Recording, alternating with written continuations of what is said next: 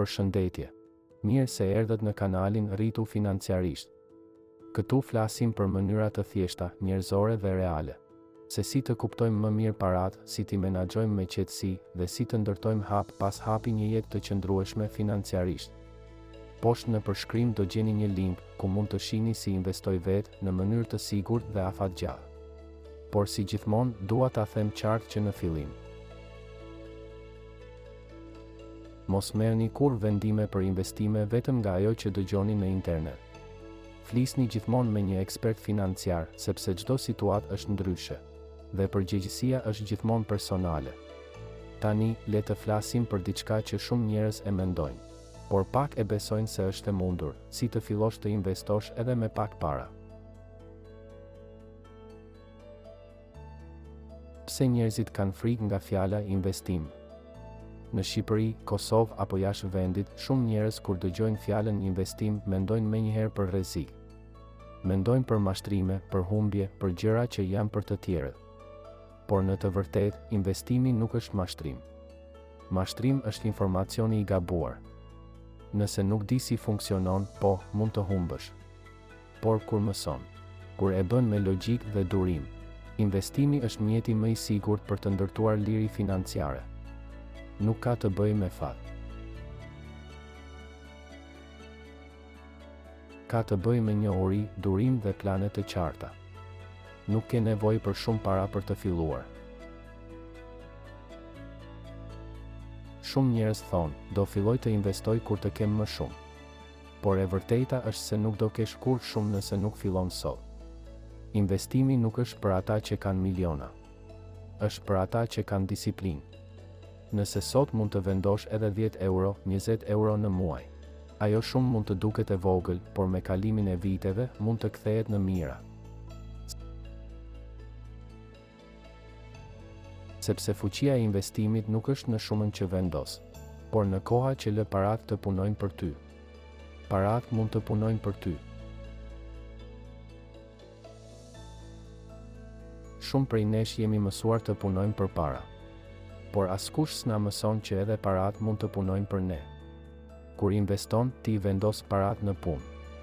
Si të ishin punëtorët e tu të vegjël që çdo ditë punojnë për të sjellë pak fitim. Një ditë pak, një ditë më shumë, por gjithmonë për ty.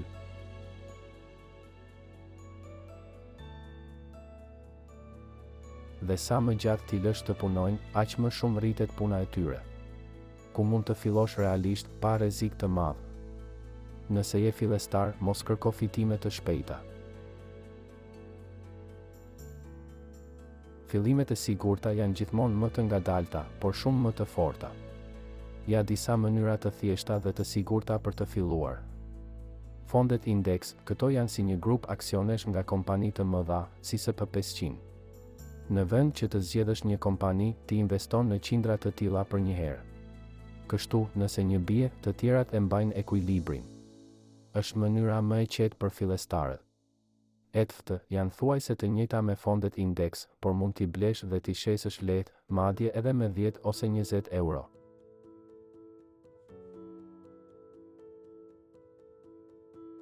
Investime automatike mujore. Nëse ke mundësi, vendos një shumë fikse që investohet çdo muaj automatikisht. Në këtë mënyrë nuk ndikon emocionet, sepse ti e bën si zakon, jo si lojë. Mos e ngatëro investimin me bigjozin.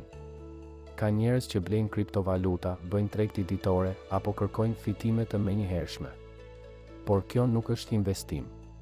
Kjo është bigjoz financiar. Investimi i vërtet është afatgjallë. Është i mërzitshëm, i qetë, i vazhdueshëm. Nuk të bën të pasur brenda natës, por të jep siguri për gjithë jetën.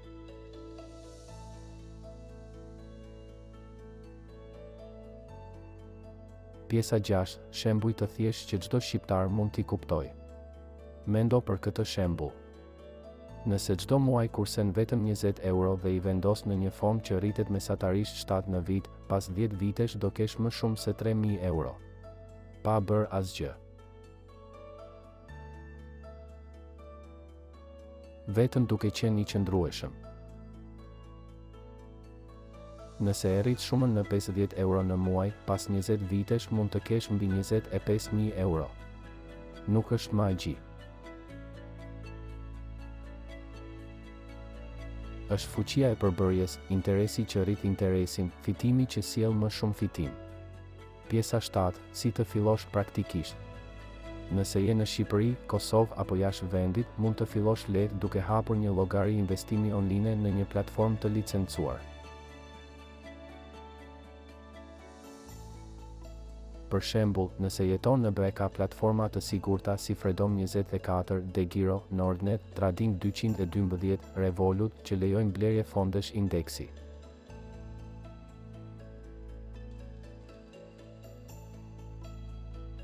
Nëse je në Shqipëri, mund të pyesësh bankën ose kompanitë e fondeve që ofrojnë produkte të ngjashme. E rëndësishme është të mos ndalosh tek justifikimi, këtu s'ka si të bëhet. Sepse mënyra ka gjithmonë, duhet vetëm pak kërkim dhe vullnet. Si të zgjedhësh fondin e duhur. Mos merr fondin që ka performuar më mirë vetëm këtë vit. Shiko sa i qëndrueshëm ka qenë për shumë vite. Sa kompani përfshin. Sa kosto ka. Zakonisht, fondet indeks me kosto të ulët janë më të mirat për fillestarët. Pse? Sepse askush nuk mund të parashikojë tregun, por tregu, në afat të gjatë, gjithmonë rritet. Pra, më mirë të jesh pjesë e gjithë tregut, se sa të përpiqesh të gjesh fituesin e radhës.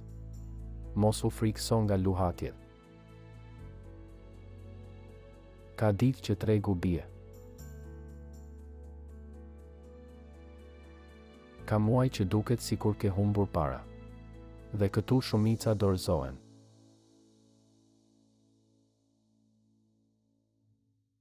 Por në fakt, humb vetëm nëse shet kur bie tregu. Nëse thjesht pret, tregu ngrihet përsëri. Gjithmonë ka ndodhur kështu.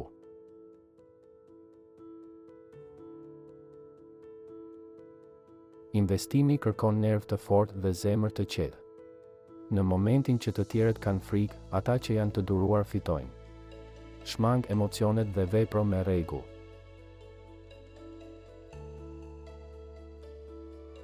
Mos investo sipas humorit të ditës. Mos u ndiko nga lajmet, paniku apo entuziazmi. Vendos një strategji të qartë, sa përqind do kursesh, sa do investosh dhe mos e ndrysho çdo muaj. Në këtë mënyrë, ti nuk ndjek tregun, por ndjek planin tënd. Kjo është ajo që ndan investitorin e mençur nga ai që ndjek turmën. Të investosh nuk do të thotë të mos jetosh. Nuk po them të heqësh dorë nga çdo gjë. As të mos dalësh, as të mos shijosh jetën. Jo. Investimi është për të jetuar më mirë nesër, pa harruar të jetosh sot. Kursimi dhe investimi nuk janë burg. Janë liri.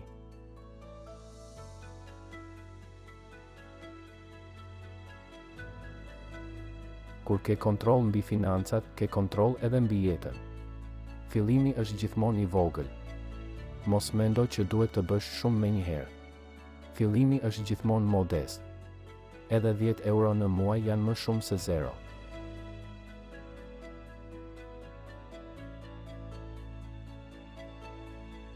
Sepse më e rëndësishmja nuk është shuma, është zakoni.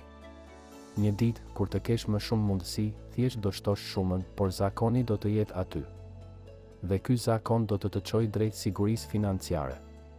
Çfarë duhet të shmangësh? Mos investo në diçka që nuk e kupton. Mos ndiq asnjë ngur të çmuar të radhës që të premton pasuri të menjëhershme.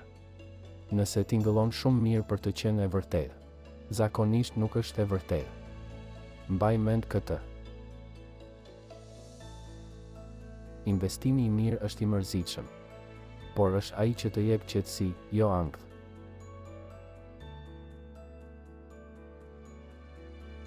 Të ardhurat pasive, fryti i durimit. Nëse je I qëndrueshëm, pas disa vitesh, investimet e tua mund të fillojnë të sjellin të ardhura pa punuar drejt për drejt. Kjo quhet të ardhura pasive. Mund të jetë një fond që sjell fitim çdo vit, një apartament që jep me qira, apo një biznes I vogël që funksionon vetë. Kjo është liria e vërtet financiare. Kur parat punojnë për ty dhe jo e kundërta. Mos haro diçka. Investimi nuk është për ata që kanë shumë. Është për ata që duan më shumë nga jeta. Nuk ka rëndësi sa ke, por çfarë bën me atë që ke. Nëse fillon sot me pak, me durim dhe qëndrueshmëri, një ditë do shohësh që ajo shumë e vogël është kthyer në diçka që as vetë se besoje. Mos prit momentin perfekt. Fillo tani. Edhe me pak.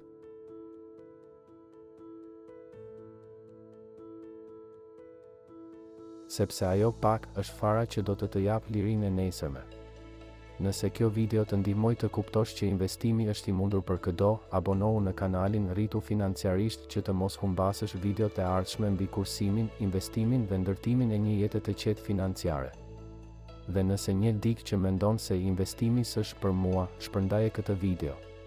Sepse ndoshta sot, ai do kuptoj që është më afër se ç'mendon.